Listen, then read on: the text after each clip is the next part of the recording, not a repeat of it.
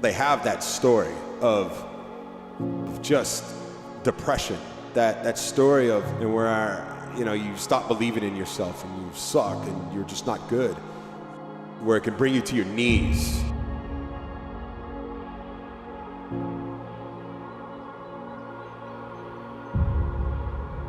That's part of the process. I mean, that's part of you coming face to face with who you really are.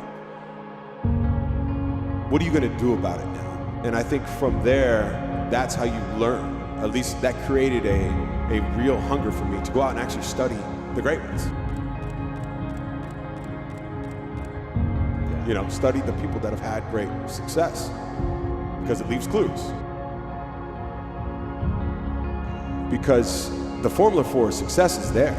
But we all have these stories that I'll come in here and I can tell you my story. There's underlying, there's always stories of jealousy, there's stories of, okay, I'm not good enough, there's stories of, I don't have what it takes, and the self-doubt and all that, and envy, and all that stuff, wrapped up in different stories.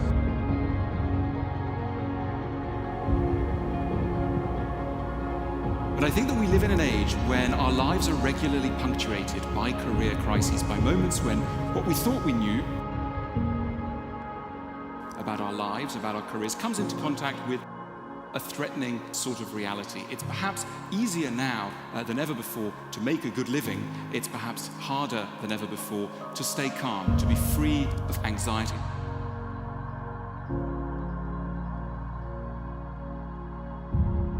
Because the moment you identify yourself with something, your intellect's work is just to protect that identity. If whatever the identities of nation or family or gender or race, religion, whatever, the moment you identify yourself with something, your intellect will only function around that to protect that. So it is a certain type of prejudice the moment you're identified. So the only thing I did with my life is I never identified myself with anything, and life just exploded within me in ways that thought seems so puny that I do not indulge in thought most of the time. You matter. Most people don't believe they matter, that they're worth it. And they're worth it very much. They matter very much. There's a reason why they're here. And we all go through different challenges and obstacles in our life. And they're natural. We need to face these challenges. They're here to teach us something about ourselves and why we're here. So listen to the challenges, listen to the obstacles, don't run away from them, and focus every day on how you can improve just a little bit of your life so you can feel better and make someone else better around you.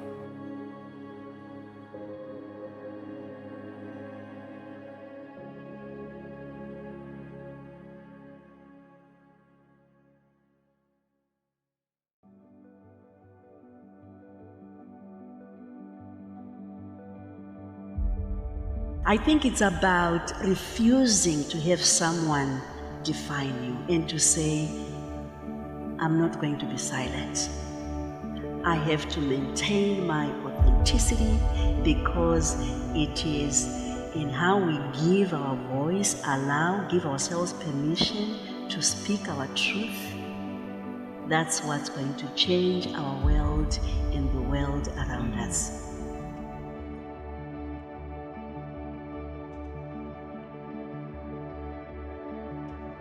I always thought that confidence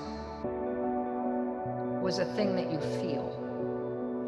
And I have come to prefer that confidence is something that you do. Meaning that, a lot of people to think, okay, well, you're going to feel confident first, and then once you feel confident, then you'll take the action. And that's wrong. It's not a chicken or an egg in my mind.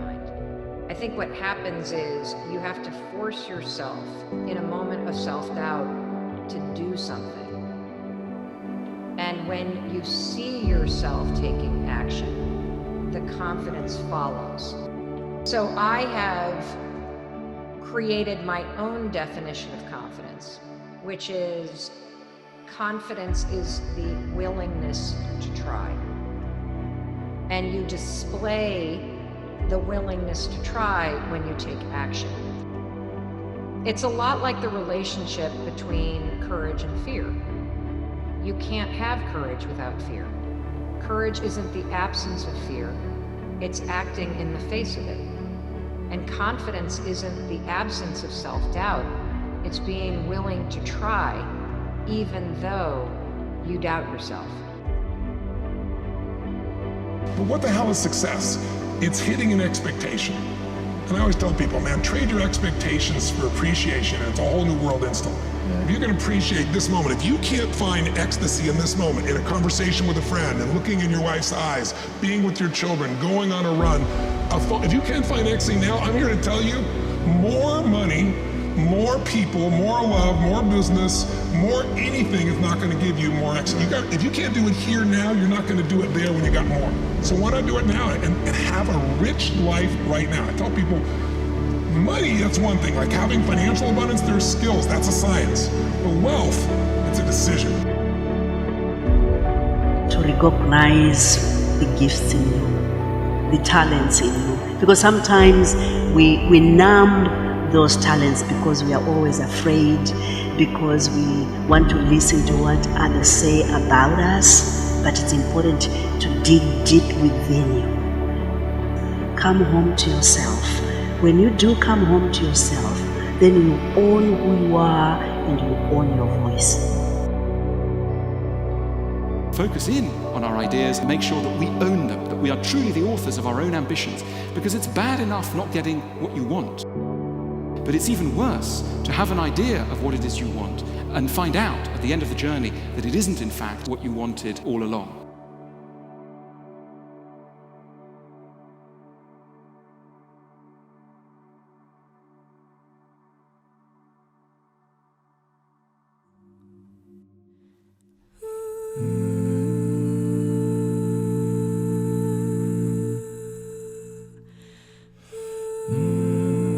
Your model of the world is what shapes you long term. Your model of the world is the filter. That's what's shaping us. So for me, the first step is just opening yourself up to new experiences and new role models. Because most of us can't see ourselves in people, so then we try and fit ourselves into the boxes that we do see. That sets a pattern for what it means to be an adult. I think what it means to be an adult is to be in touch with the child that you once were,